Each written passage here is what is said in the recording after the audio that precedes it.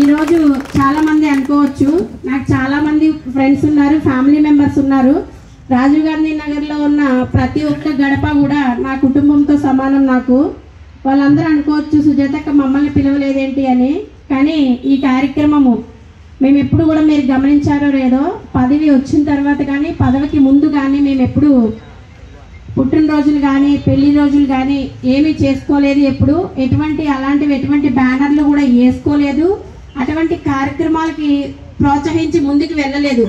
ప్రతి ఒక్కటి ప్రజాసేవే ధ్యేయం అన్నట్టు ముందుకు వెళ్ళాము. ఈ కార్యక్రమం కూడా గత 4 సంవత్సరాల నుంచి ఇక్కడ ఉన్నటువంటి నాకు ఒక టీం ఉంది, పిల్లల టీము. వాళ్ళంతా కూడా నాతో కలిసి పనిచేసి నాతో తిరిగి ఉన్నారు. వాళ్ళందరూ కూడా గత 4 సంవత్సరాల నుంచి ఈ కార్యక్రమం చేసుకుంటూ వస్తున్నారు వాళ్ళే.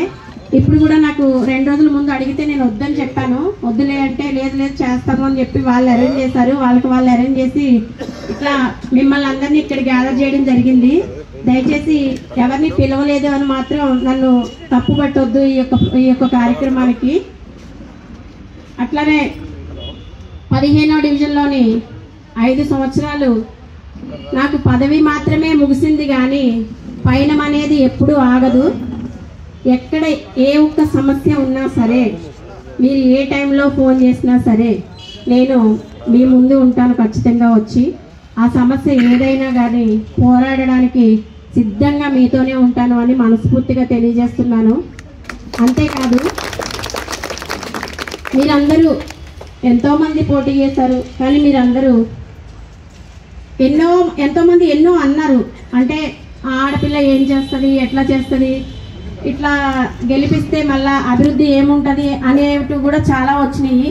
అట్లా నన్ను గెలిపించాలని అనుకునే వాళ్ళకు కూడా కొంతమందికి చెప్పినా కూడా వాళ్ళు వెనకడిగేయకుండా, మీరందరూ వెనకడిగేయకుండా, లేదు ఆడపిల్ల ఎందుకు చెయ్యదు, ఏ పదవి లేకుండానే ప్రతి ఒక్కరికి సహాయం చేయడానికి ముందుకుంటుంది, ఏదో ఒక అవకాశం ఇస్తే ఇంకొంచెం మనం ప్రోత్సహించినట్టు ఉంటుంది అని చెప్పేసి ప్రతి ఒక్కరు కూడా నన్ను నమ్మి, నిజంగా చెప్పాలంటే ఈ గాదెల సుజాత అనేటువంటి వ్యక్తిని నమ్మి, గాదెల సుజాతక్క అని నాకు గౌరవాన్ని ఇచ్చి మీరందరూ కూడా నన్ను ఈ డివిజన్కి కార్పొరేటర్ అనేటువంటి పదవిని నాకు ఇచ్చి ప్రజాసేవ మరింతగా చేయమని, ప్రజాసేవ రాజీవ్ గాంధీ నగర్ అభివృద్ధి ధ్యేయంగా ముందుకు వెళ్ళమని నాకు మంచి అవకాశాన్ని ఇచ్చారు. నేను ఎప్పుడు కూడా, మీరు నమ్ముతారో లేదో, నేను ఎప్పుడు ఇంటి పని గురించి ఎప్పుడు ఆలోచన చేయలేదు.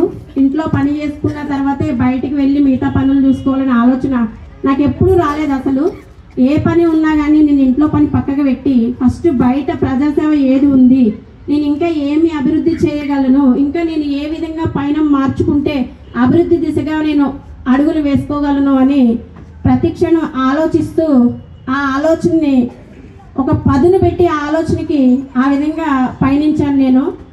నా పైన పెద్దలు కూడా నాకు బాగా సహకరించారు. అందరి సహాయ సహకారాలతోని, మీ అందరి దీవెనలతోని రాజీవ్ గాంధీ నగర్లో ఈరోజు నేను అందరికీ తెలుసు గత సంవత్సరాల్లో మనం ఈ కార్పొరేటర్ కాకముందు ఉన్నటువంటి పరిస్థితులు ఏంటి. మనకి డ్రమ్ములు పట్టుకుని ఇంటింటికి తిరగడము, డ్రమ్ములు పట్టుకుని రోడ్డు మీద నిలబడి నీళ్లు పట్టుకోవడము, మనం డ్రమ్ములు పెట్టిపోతే నీళ్లు పోస్తారో లేదో అనేటువంటి భయంతో ఉండడము అనేటువంటి బాధలు మనం అనుభవించాము. అప్పుడు కూడా మనకి నీళ్లు పోసేవారు, కానీ ఆ డ్రమ్ములు నింపుకోవాల్సి వచ్చేది మనము. కానీ మనము నిజంగా ఈరోజు ఇంటింటికి ప్రతి గడపకి నీళ్లు విషయంలోనే ఫస్ట్ పోరాటం చేసి నీళ్లు తీసుకురావాలనే దిశగా పైన అడుగులు వేసి మనందరికీ కూడా ప్రతి ఒక్క ఇంటికి కూడా ఈరోజు వాటర్ సప్లై వస్తుంది అంటే నిజంగా కూడా గాజుల సుజాతక్క ఎంత కష్టపడి ఏ విధంగా తీసుకొచ్చిందో అంతే విధంగా కూడా మనకి పైనుంచి పైన ఉన్నటువంటి అధికారులు కూడా